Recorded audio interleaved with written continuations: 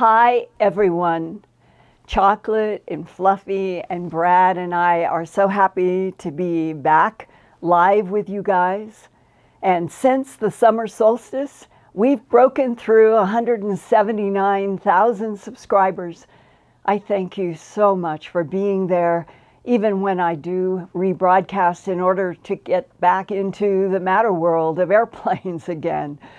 From June 6th to 9th, I was working in Los Angeles on a new documentary with Jimmy Church, William Henry, Whitley Strieber, Richard Dolan, and UFO abductee Debbie Cobble, who was featured in Bud Hopkins' 1987 book Intruders. I got back to Albuquerque this past weekend to edit a 90-minute special about non-humans, friendly, neutral, or hostile, for the Forbidden Virtual event produced by Jimmy Church for this coming Saturday, July 17th. We will be broadcasting from morning to night for 11 hours with Lou Elizondo, Billy Carson, Nick Pope, Richard Dolan, Jimmy Church, and me. Go to my Earthfiles.com news website for a direct link to tickets. And we're now entering a new season at Ancient Aliens with new productions beginning this month. So I'll be traveling back to Los Angeles soon on another fast trip. And it's so great that everyone is wearing masks in the airports and planes by law, which is comforting during the latest COVID Delta surges. And I came home to find these beautiful canna lilies blooming where I had them last summer. But remember, I decided to take the whole pot inside for the winter to see if I could nurse them through the dim light of winter so they could keep their beauty going this summer, but I wasn't sure if it would work. But it is happening. Every time I see their gorgeous red petals, I think of reincarnation and resurrections, and these beautiful canna lilies give me hope. Hope for people and this beautiful planet to survive and thrive if we can just learn to help protect each other and this precious earth. Along with the canna lilies, another life dream and drama has been playing out in my neighborhood. A couple of months ago, two beautiful hawks, Cooper's hawks, began building a nest high in a big Japanese elm not far from my office windows, but so shadowed I could not get photographs. But I have heard their calls every day, like saying, "Hello," as the hawks have flown from tree to tree in the wild gulch next to my house. A couple of weeks ago, I thought the baby birds were getting maybe old enough to fly, and it made me feel happy for the hawk family, but sad that they would all be moving on. And then on Monday, July 12th this week, I was working at my computer when a loud thump came from a window facing west, and in horror, I saw the beautiful hawk male bounce back from the glass and barely make it to an adobe wall on my garage roof. His whole brown and rust and cream body of feathers was shaking badly, while he pulled his left leg up as if in pain. I wanted to run out there and pick him up and take him to a doctor.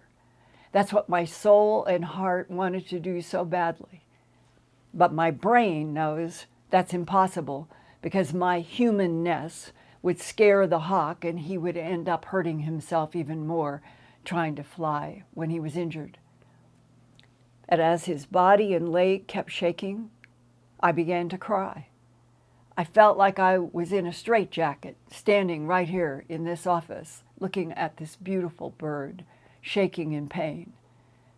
And then after about 20 minutes, the hawk bobbed its head kind of up and down, and then, as if trying, flapped his wings for about 12 feet onto a branch in a big juniper tree next to my garage.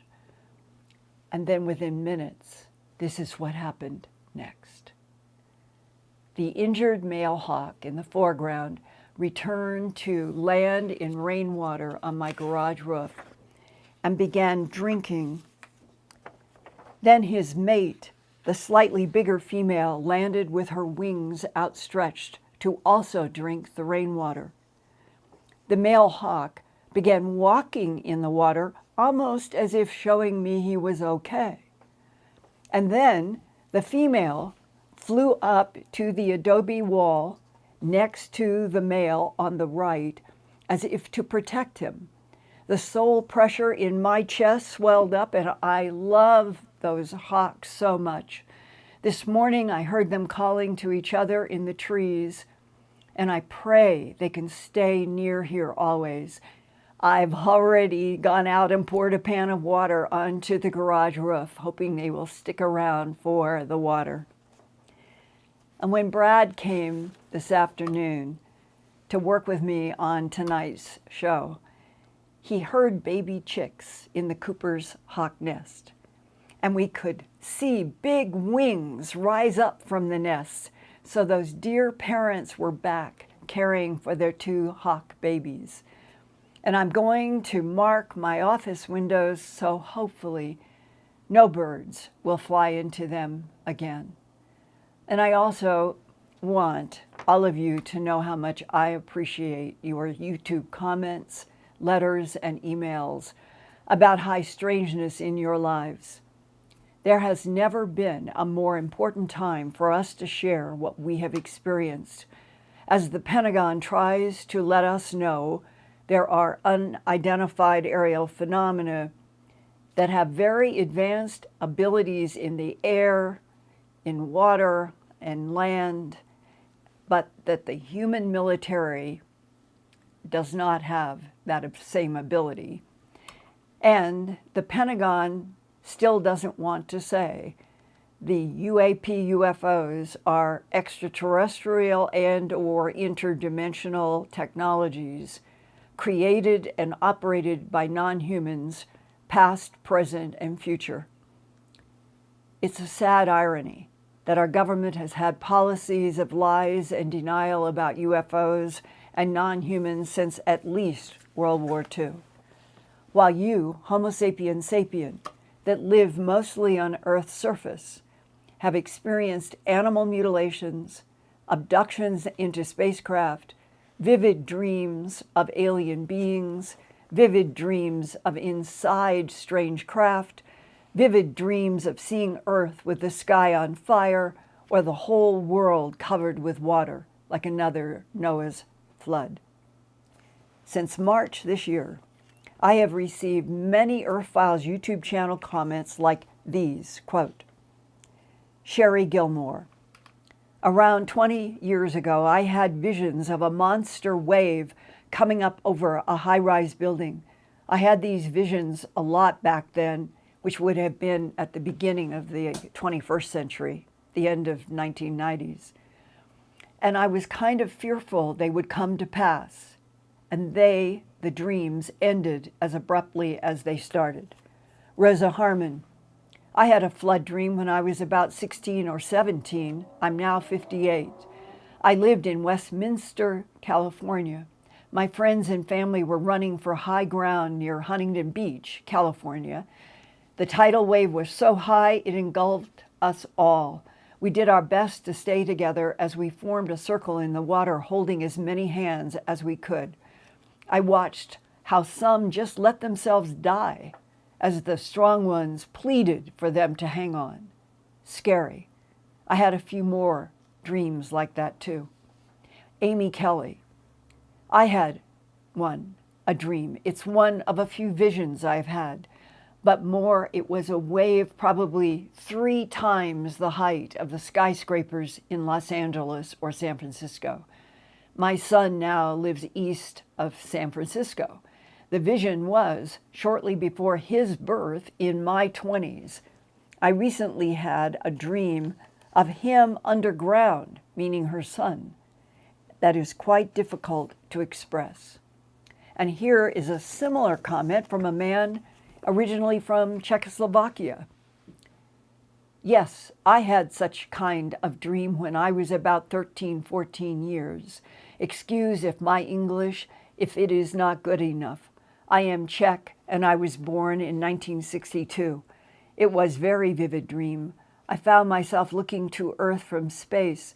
I was like observing it as a globe.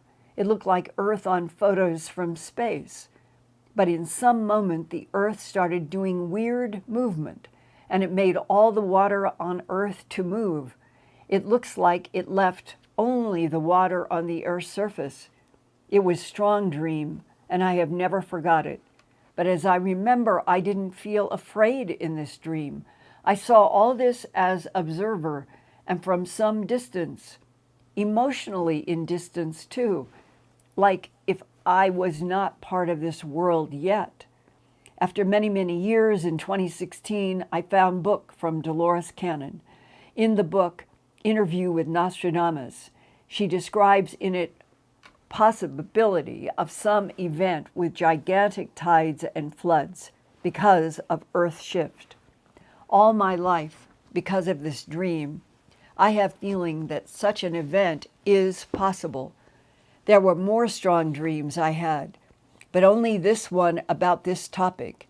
Thank you for your work. I like your videos. From Bera in Prague. From vivid dreams of global floods to abductions by other intelligences, this woman writes, quote, back in 2008, my oldest grandchild, then age 8 and now 21, once gave me this picture she drew showing a naked lady strapped to a table with 3 alien-looking creatures around it. I was more shocked that she knew the naked adult female enough to draw it. I asked her if she saw this scene on television, and she said no.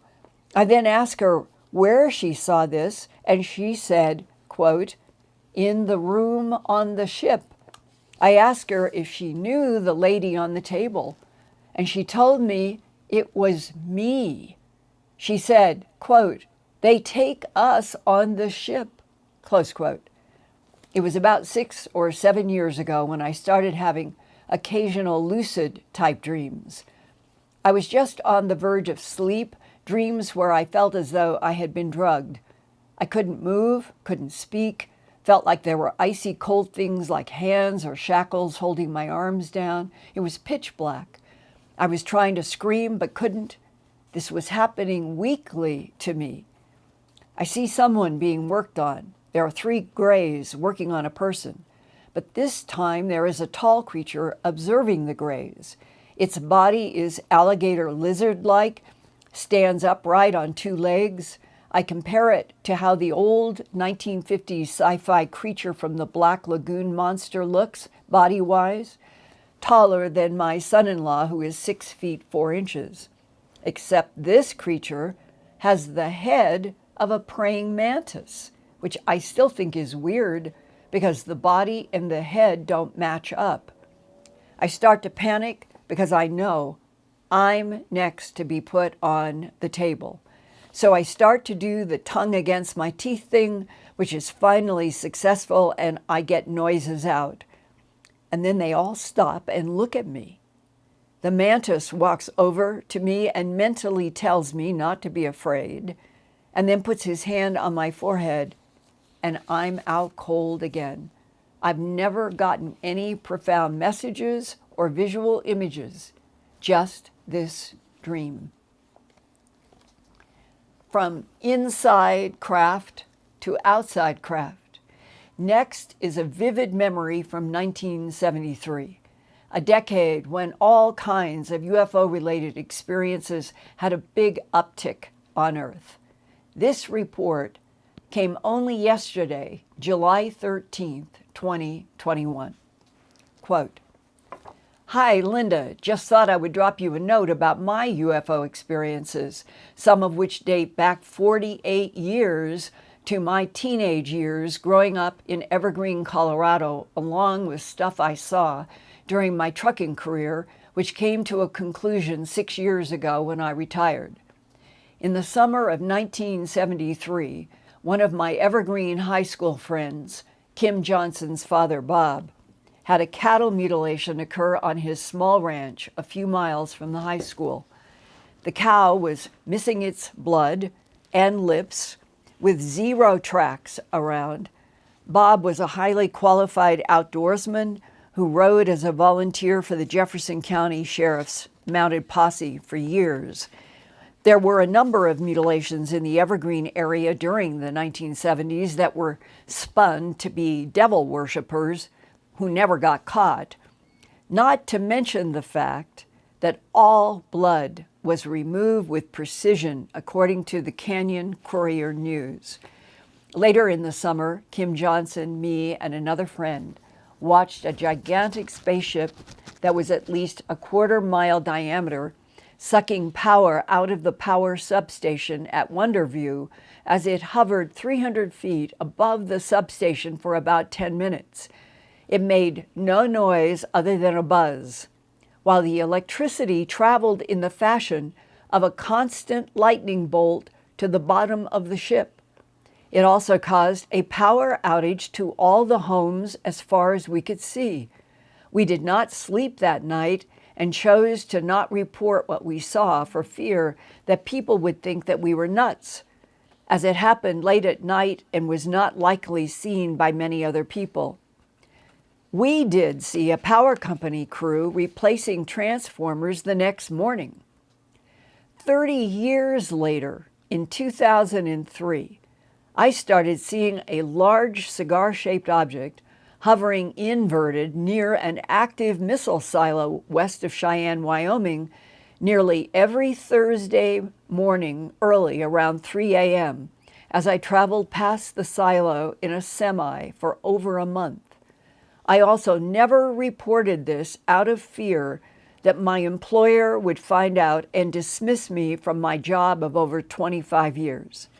I have seen other objects, mostly at night, while traveling through several states, such as Utah, New Mexico, Arizona, and even Illinois, close quote. It is especially important for us all to keep in mind how many people since World War II who have been in military science or medical fields that have been threatened by the government, threatened by employers, that if they talked about UFOs, ETs, they would be fired or worse. And I hope that all of you find these experiences from other people in their own words to be valuable right now. And from now on, I will share a few of your communications to me each week in my Earthfiles YouTube channel broadcasts. And I urge military, science, and medical whistleblowers with first-hand knowledge about the alien presences on Earth throughout the solar system and beyond to get in touch with me through ProtonMail or the U.S. hard mail or Federal Express. I will always honor requests for confidentiality, but getting facts and truth about the real relationship of Earth life to other intelligences in this cosmos, that is my goal. And I need all of your help because we're in a very strange, uncertain, rocky time. And I feel strongly that the big, huge elephant in the room constantly is the fact that so much that happens on this planet is devoted to keeping this big, big truth that we're not alone in this universe, that we work in collaboration with non-humans. There are wars with non-humans. There are non-humans having wars. There are territorial conflicts, mining in asteroids, this huge, huge other world, this other action in the cosmos is going on behind the scenes. And we might get stronger, we might care for each other more if we knew the whole truth. Because then I think all humans would understand we are an abused species and we owe each other love and respect. Okay, on that note, Ian, let's do a deep dive into the questions and comments that we have now from our live audience tonight. Thank you, Linda, and welcome back. Thank you. Okay, first of all, I'm going to do the super chats. Here we go. Moonbird.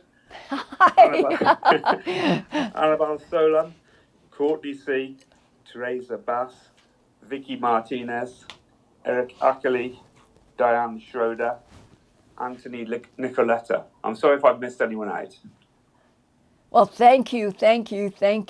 Welcome back, everyone.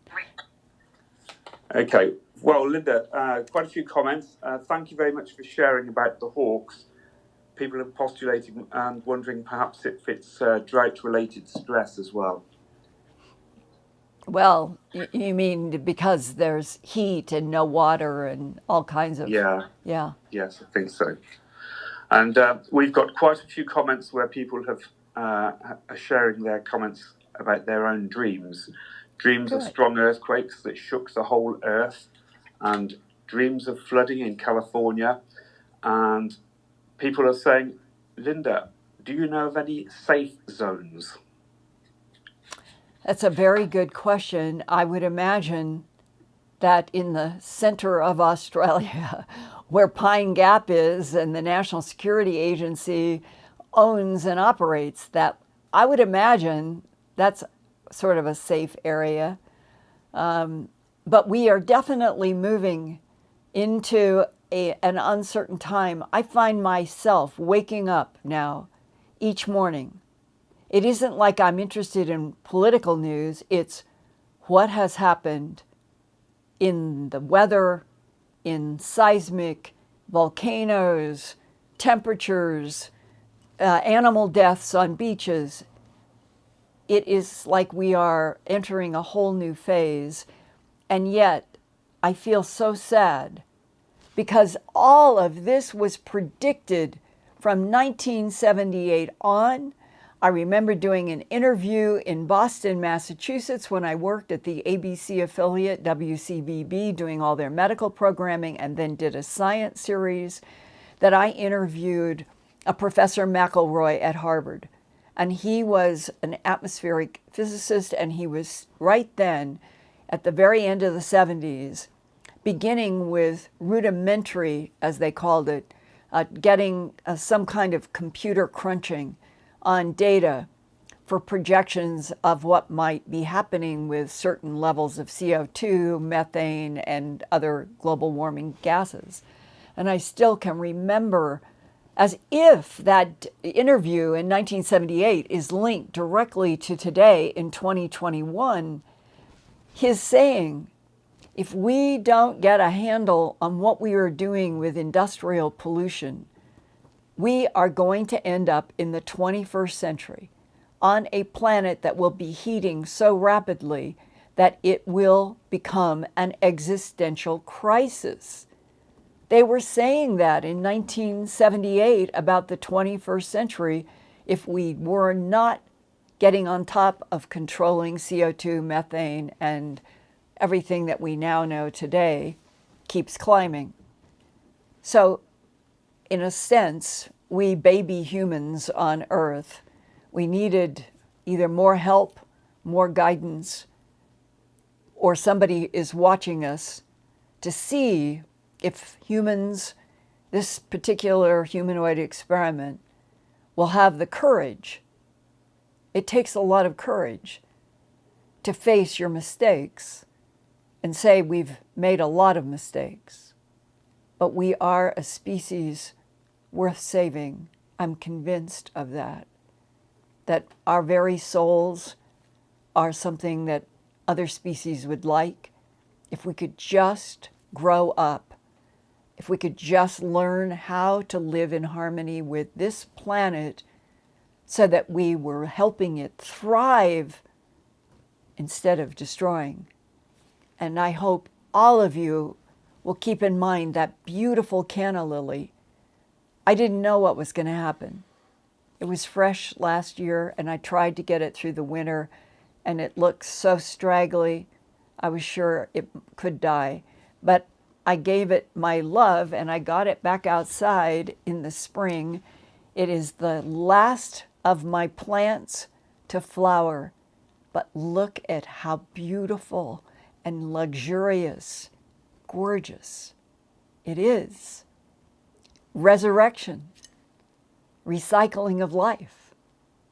Hang on to that no matter what else happens, and we all need to try to help each other learn more about what can we do, what can we plant that will help sustain butterflies and hummingbirds, what can we do that will help keep wolves and coyotes that are also an important predator species alive enough to keep the herds healthy. It's all such an intricate balance, like a fractal. It's all supposed to be moving in balance and cycles. And we're getting into a period where I look at the mountain and the clouds above me and I think everything is getting out of whack, really out of balance. And that's when things become dangerous, when they're out of balance. And it relates to the thin atmosphere that we just saw in Richard Branson's Virgin Galactic, where they were stressing, he was only up 50 some miles. And then they showed the animation and the thin, one of the reporters compared that 50 feet to like 2 dimes on a basketball. And then we're at the outside atmosphere. And beyond that, you start getting into space. And below that is where we live. And it was only 2 dimes thick from the surface of the basketball that was like the Earth to the layer that is the atmosphere, where we have this thin area that we can breathe.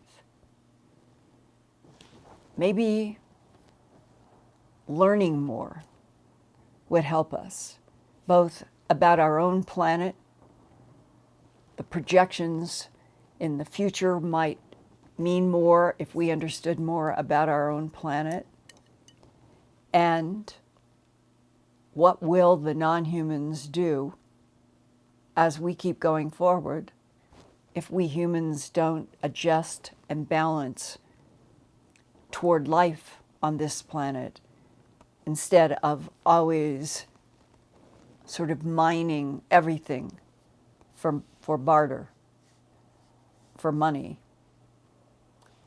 Life should be the top priority. Okay, sorry I got off on a kind of serious note, but this is a serious time. Okay, Ian. That's okay. I've got a message come up in the comments, Linda, which is from Hannah's channel. She says, "Hi, Mom. It's Hannah, and I'm chatting with all of you." Oh my gosh, I love her so much. She is my one and only granddaughter. She is 6 years old, going on 30. She is so smart. She dances, she does acrobats, she does beautiful drawings. She's just incredible. And Hannah, I'm so glad you have your own channel. Hannah's channel.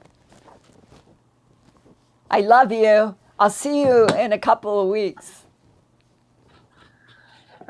Okay, Linda, I've got a question here from Sexy Sadie. She says, "Linda, when was the first time you realized that your investigations were making the government nervous, or that they were spying on you or surveilling you?" It was when I was doing A Strange Harvest. And I started having strange clicks on my phone. My husband and I and my daughter Laura, we lived in Littleton, Colorado, and I would commute every day from Littleton into downtown Denver, where I had my office at KMGH TV. And so I was working 18-hour days. My husband understood. We'd been students in Stanford University together, so we were really peers when we related to what our work was and what the work demands were. And I first began to notice strange clicks on my home phone. And then there was a strange sound on my office phone. And because I was director of special projects at the CBS station, and I was always written about in columns, the TV columns about the work I was doing, and was a known quantity in the city, I called up the local phone company, and I said exactly, I'm having strange clicks on my phone at home. I'm getting strange. It was kind of a slightly different sound on my office phone. What could it be? And a couple of days later, I got back a phone call that said, Linda, there is an official and legal tap on your phone, your phones. And I said, who is tapping me? And they said, it's confidential, but it's official. And that what they said was somebody in the government. Well, I knew I was working on animal mutilations, but at the time, I didn't know that my film, A Strange Harvest, would be described by me 3 years later in Albuquerque when I was trying to produce the home box office film and had the meeting set up with the AFOSI agent Richard Doty in Albuquerque by Peter Gersten, the attorney who went to the Supreme Court with the FOIA on UFOs.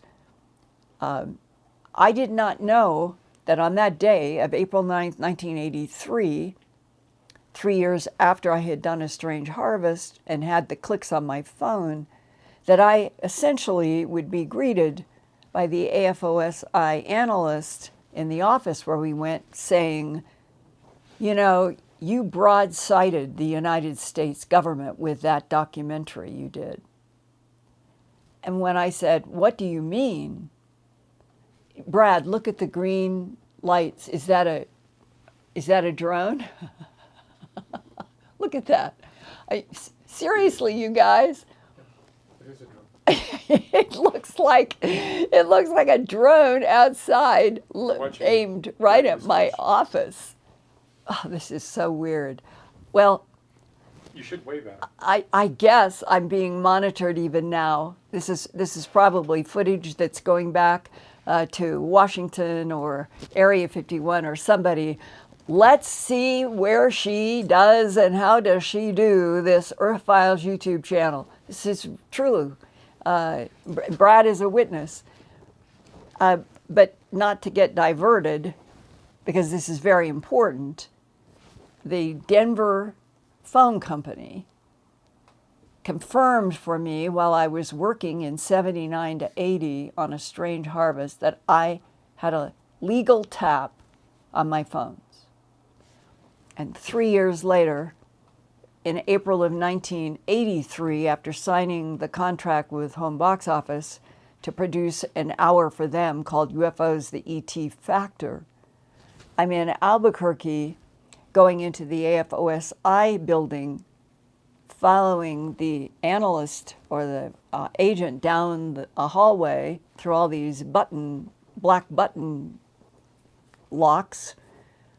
And as we go into the office, that's what he said. You broadsided the United States government with that documentary of yours. And when I said, what do you mean? This is what he said.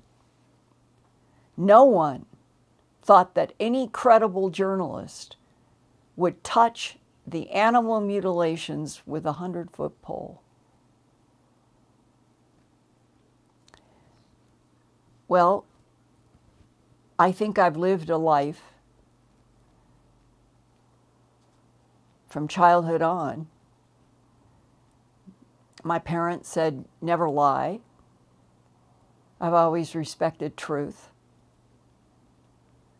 Any of you here tonight, if you went out into a pasture of the animal mutilations that I have seen, many, many, many, many, and 1,000 more images and videos, Well, when you're physically at a site of a bloodless, trackless animal mutilation, it changes you. There's nothing else like it on the planet. And then you talk with ranchers and law enforcement, and they say, as Sheriff Tex Graves told me, the perpetrators are creatures from outer space. And what throbs in your mind and your soul is, why would creatures from outer space excise blood and tissues from animals over a lot of planet Earth? The government, honestly, and the government I mean CIA, NSA, DIA, the evolving 17 agencies in the Pentagon, they assumed that all they had to do was get a mantra. Hi, chocolate. Here's a beautiful animal. That they put out a mantra that all law enforcement would keep repeating to media and newspapers. The animal mutilations are predators, disease, or satanic cults. That was the mantra everywhere that you went. And when the Catholic diocese exorcism priest came down to my office at Channel 7, and I showed him photographs of several animal mutilations and asked him, was there anything, did he see any evidence in any of the photographs in my office that would tie to satanic cults? He was in his black suit with the white collar. And he turned to me and said, Linda, there's nothing here that resembles anything that I deal with. He said, when you're dealing with satanic cults, you're dealing with lots of blood. What you're showing me here are animals in which there is no blood. And they're not even tracks in some of these photos. So, what I have learned over the last 42 years since I started working on A Strange Harvest is that governments, counterintelligence, they are paid to direct social masses when they have something that they consider to be a threat or sensitive. This is just the way they do it. It's like a formula. You push some kind of a cliche that this is the answer to whatever is the problem. And you just assume that 99 3/4 of all people everywhere will look the way you are making them look. While back here, the truth continues to march forward, whatever it is. And that was rubbed in my face constantly as I was working on A Strange Harvest and afterward, because all you had to do was to be in the field. All you had to do was to talk with veterinarians who were honest. All you had to do was talk with, say, a dozen ranchers and law enforcement. And you knew it's not disease, it's not predator, and it's not satanic cults. So now we're at 2021, middle of the year. My phones, I think, are still tapped, but I think it's more sophisticated. This looked like an observation drone tonight that rose not very far from my office window and hovered and moved this way and hovered, and I'm in its path. And people say, well, how could you keep going forward with your phones tapped, with what you learn later, that you were followed, they photographed you, the entire meeting in Kirtland Air Force Base with Richard Doty about the briefing paper that he showed me saying extraterrestrial biological entities manipulated DNA in already evolving primates to create Homo sapien. All questions and answers about the evolution of Homo sapien on this planet have been answered, and this project is closed. That was the briefing paper shown to me on April 9th, 1983. And people say, how could you possibly keep going after seeing this and the animals, and it's all too horrible to deal with?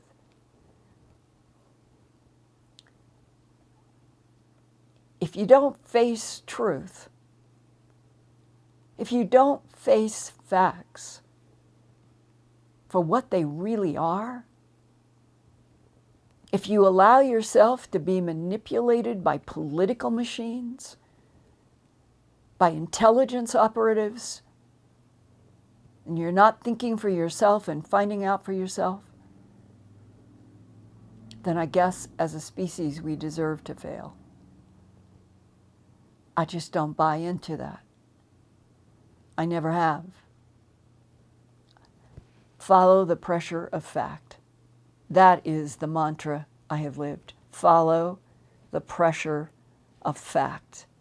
I wrote a chapter in a professor's book at Stanford University with that title, The Pressure of Fact. That's when I was 20-some years old. If I am helping any and all of you to help keep sorting out during this difficult, complex, one could say weird time on Earth when a revolution, several revolutions are taking place around us. If you can remember my voice, if you can remember my saying, always go after the pressure of fact. Don't be manipulated by all of the political jingoism. The governments get away with so much so easily because they understand the equations. Look over here, while this is the truth. That's the world we're in. I'm dedicated to trying to share with you, and with every other project that I'm working on, I'm dedicated to trying to always share as much truth that has evidence as I can. And where there is not evidence, at least there's been research and investigation and people who have said to me, even if it has to be off the record, here is the truth, Linda, this is the truth. It helps guide me. So, if I'm monitored, if I'm followed, if I'm filmed by drones in the drone age, let alone all of the problems that I have with phones trying to do interviews, so be it. No, I am not backing off. I am just hoping that the Pentagon and all it represents knows that we are at an inflection point on this planet in relationship to what is actually going on in the solar system, the Milky Way galaxy, and beyond. If you could read what I have been shown with names and dates and locations, you would know we are involved in interstellar trade routes with non-humans. You would know that deep inside of our planet are many, many different operations and bases. You would know that at the center of our moon, it has been a base for non-humans far longer than Homo sapien ever has stood on Earth. You would realize that this solar system has been being used by other intelligences for a very long time. We're the new kid on the block. And we are a civilization that seems to be trying more than anything else to find out, how do we Homo sapiens sapien that have evolved with different colorations, shapes, beliefs, how do we love each other? How do we end wars? Because if we continue in the path that we've been on since World War II, and the atomic bomb, which apparently, according to people who have worked in science for our government, the release of those 3 atomic bombs did, I'm going to say, penetrate, puncture into one or more other dimensions.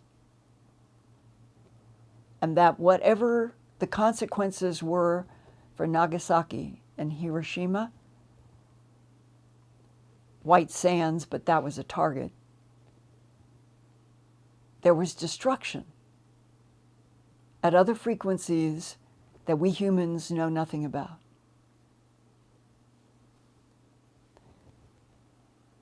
And there are apparently other intelligences in this Milky Way galaxy who are watching Earth, observing what we are now doing.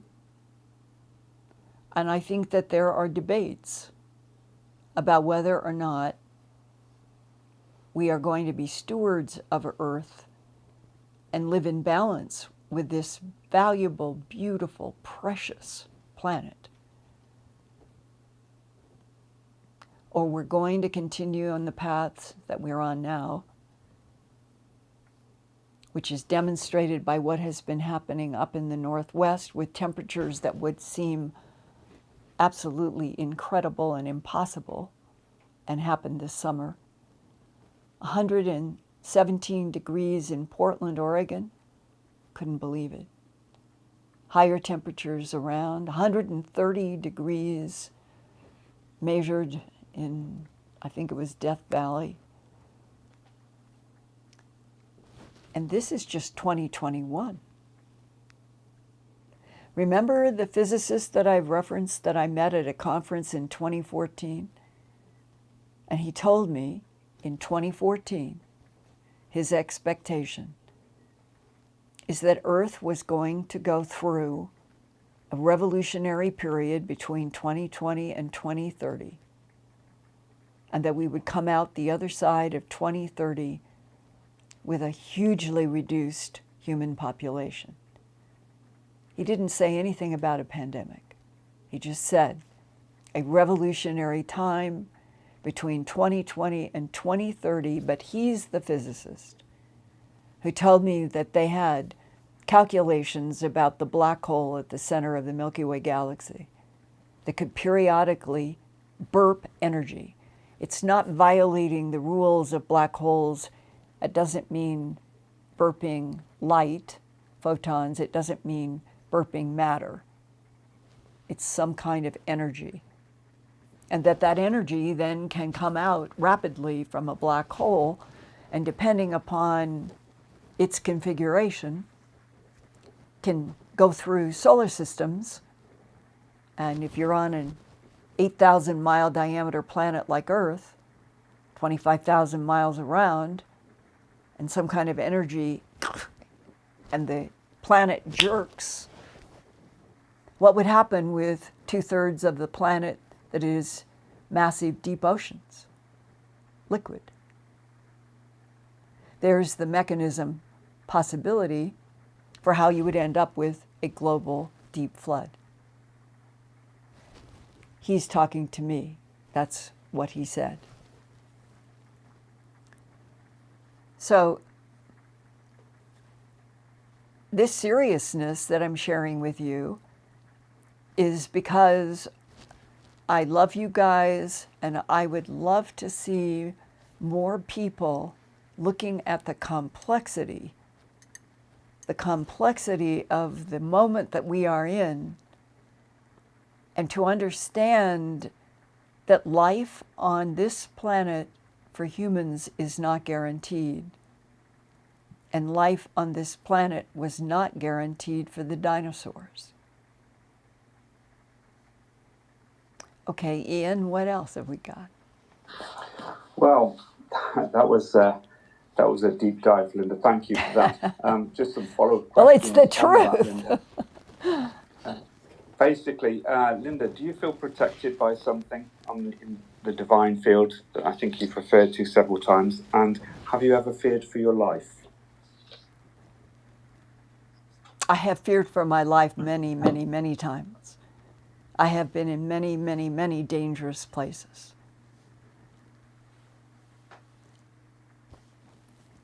But I have lived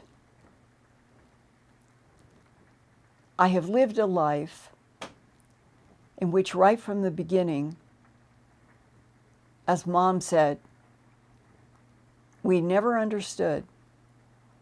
You started asking us questions about Christ and God when you were 4 years old. And we never went to church. And that's true.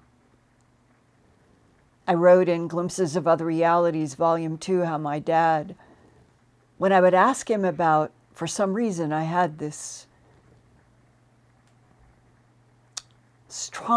it was very strong desire to understand something that as a child I couldn't see.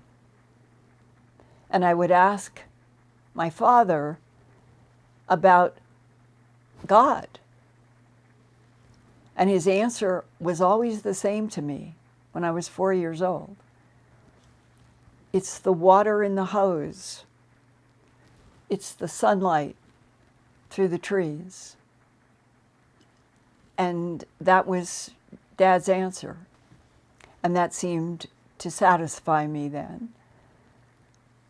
But in these very dangerous situations that I have been in my life, I have always seemed to be protected. And the biggest example of that is I've shared it here before, 2 or 3 years ago. And that was the experience when Laura was only 9 months old, and we had moved from Los Angeles, where I was working at KNBC, and my husband had been working at KCET. We were both, I was in his class. There was 27 guys and me, and we graduated in the class of 68 from the Mass Communications Department with a master's degree. So my husband and I had been in that class, and we would have a daughter in 1974.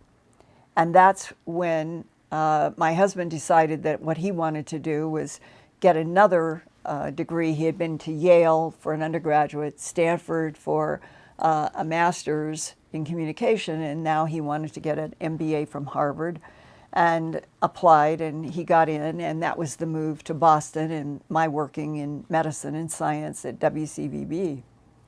But it is also where we moved into a very old, lovely home in a historic section of Boston with big high ceilings. I don't really remember how old, but it was old, and I think old houses can carry frequencies and energies that are quite different from something that is brand new. And that was where Laura was 9 months old and in her room, and I awoke to a large black hulk coming through the door, and the doors were higher. Whatever's a normal door, this house had, everything was higher ceilings, 12 or 14 feet high, so the doors were taller than you would think normally. And whatever this was that was coming through the doorway was as big as the door, or the space of the door. And I seemed to just open my eyes from sleep. It was sudden, and saw this and saw it moving, and I was paralyzed. I was completely and totally paralyzed. And there was this thought voice that has been with me and protected me since I was a young child that said, concentrate on moving your little finger, concentrate on moving your little finger, and that will break the paralysis. And I did. And then when that happened, the thought voice said, say the Lord's Prayer over and over and do not stop. And the weird thing, and why I can sometimes relate to people who say in the abductions, it doesn't, they'll say, it sounds crazy. My husband was right next to me, as in the case in Boston. And I'm trying to move them, trying to wake them up, and they never wake up. That night, my husband never woke up, and I was in like some sort of a strange bubble where whatever was happening in where I was not affecting him or anything else. And I'm saying, Our Father, who art in heaven, hallowed be thy name, thy kingdom come, thy will be done on earth. And this big, huge, white blazing cross popped in with the top up in this, and that's the part I don't remember if it's a 10-foot or 12-foot high ceiling, but taller than normal. And this blazing white cross all the way past the bed. In other words, it was like if it went down to the floor and just came up all the way. This huge blazing white cross. And when the blazing white cross popped in, whatever this was, it got right up to the what seemed to me to be to the side of the bed. But I stopped even paying attention to it. All my attention was focused on this huge, pulsing, blazing white cross. And suddenly came a moment, and it was like the Hulk just faded away, dissolved away, and came warm, moist air, like when you get off of a plane in Hawaii. It was the same feeling, warm, moist air. It had gotten very cold. That's right. It had gotten like a frigid locker as this thing moved toward me. And it was, when it went away with the blazing cross still there, it was replaced by this warm, moist air. And I fell back. I had been sitting up to say the Lord's Prayer, looking at the white cross.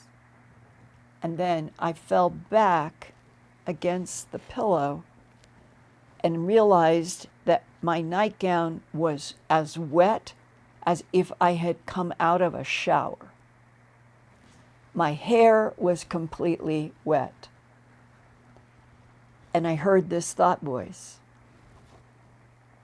quote unquote, never forgotten it. God won. You will never have to fight for your soul again.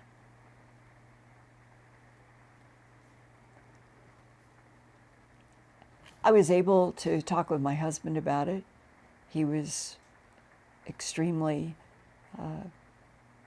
interested and supportive.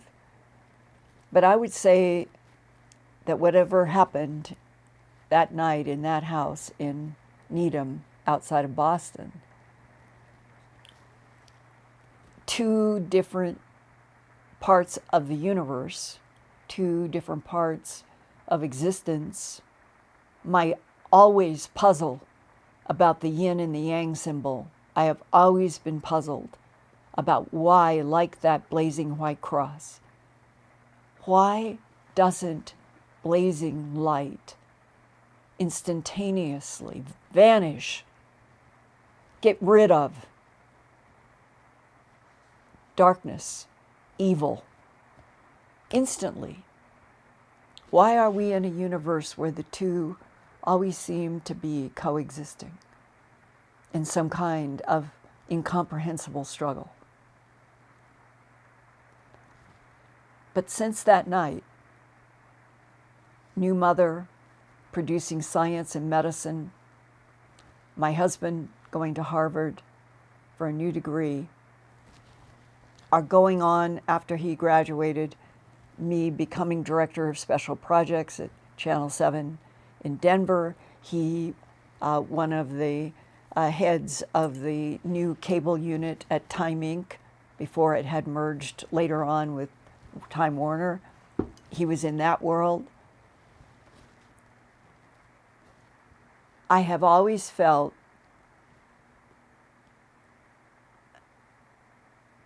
that you don't stop, you don't give in to fear, that if you embrace light, it will embrace you back. I've experienced it so many times in my life.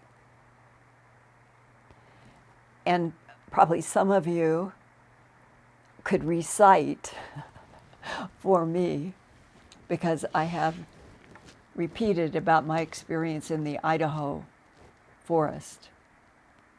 And that was when I was 21. So that was an incident that was a decade, a full decade before whatever happened in Boston. And the one in Idaho is where I was doing all the exercise to be in the Miss America pageant that fall for scholarship money. That's why I was doing it. And was there in the mountains with my brother and my cousin to get my body as taut and tight and strong as I could possibly do. And then I have that experience in which everything turns into pulsing white light with orchid borders. That was first. All of these pieces together and have helped me go through doing a strange harvest and coming out the other side convinced that the rest of my life I wanted to find out as much as I possibly could and report the truth about the relationship of humans, this planet, to extraterrestrial biological entities that would mutilate animals on Earth, abduct humans, extract sperm, extract eggs, demonstrably a hybrid program on Earth, and being able to sit down and talk with fellow investigators such as Whitley Strieber and Jim Mars, who was a dear friend, and we shared so many discussions together.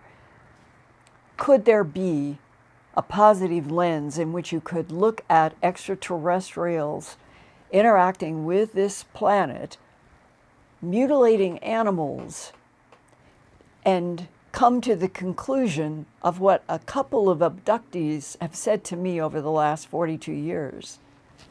Well, it was a reptilian in front of me. They took this cow up in a beam and they took me up to show me what they did. They put tubes in and took out the blood and they took tissue.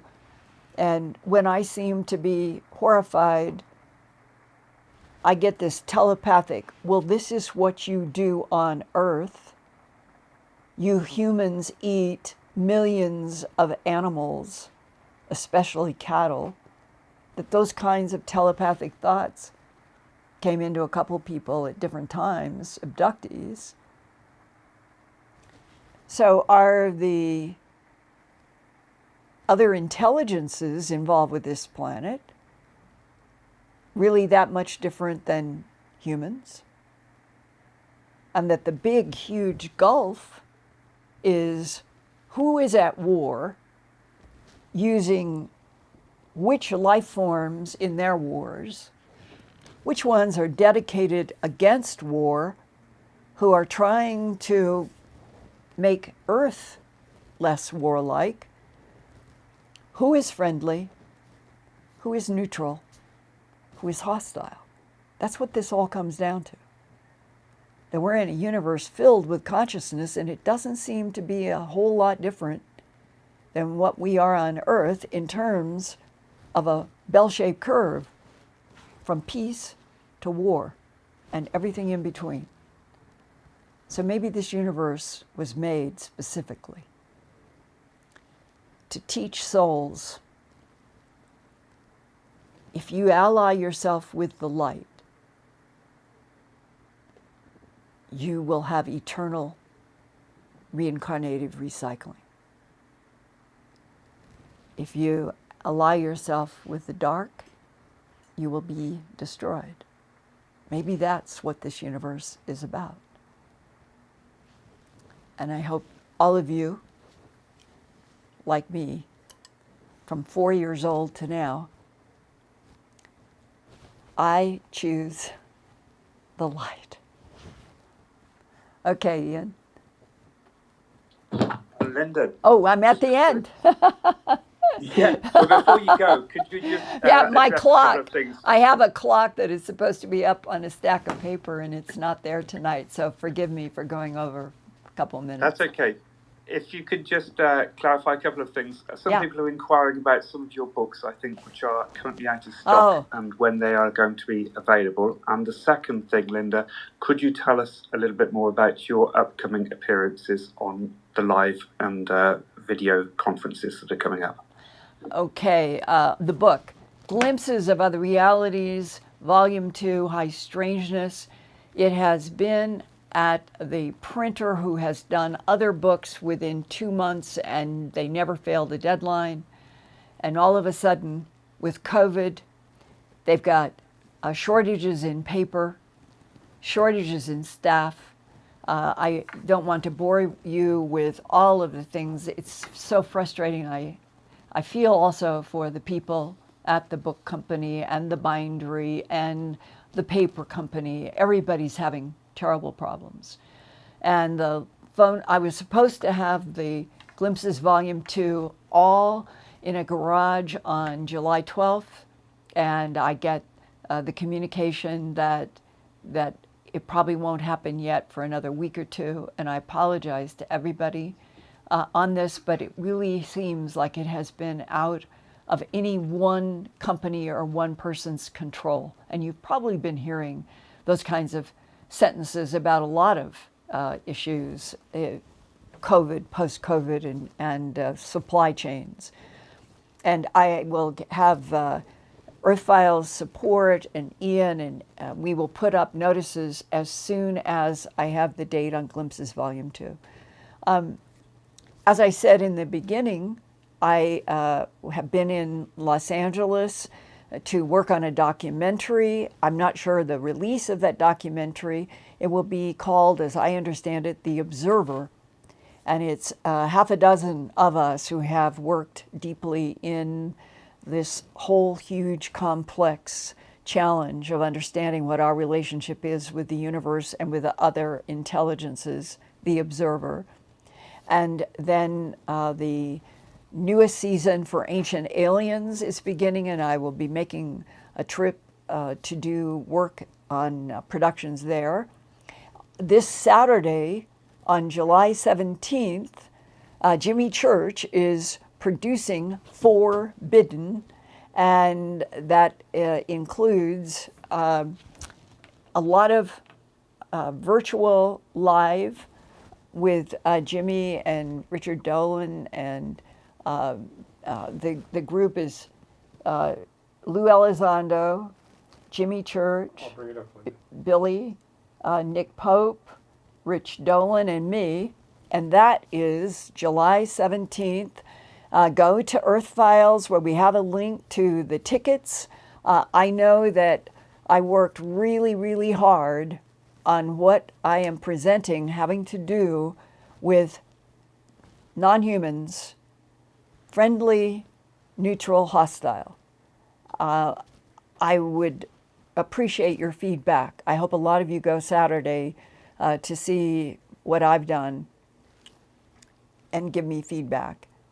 And I feel like we sort of sat around in a winter cabin with the snow outside, a fire in the fireplace, talking tonight. as person to person, soul to soul. I thank you for your questions. I thank you for listening. And I think we have a rebroadcast next Wednesday because of the travel for Ancient Aliens. But after that, I should be here doing live with you all, and hope that all of you are choosing light and life and love. I love you.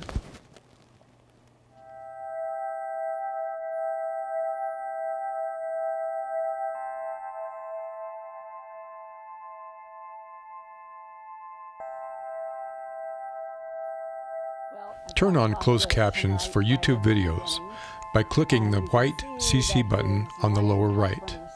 The default language for Linda's videos is English. If you would like to see the captions in another language, click on the white settings button next to the CC button. Select Subtitles CC, and then select Auto Translate.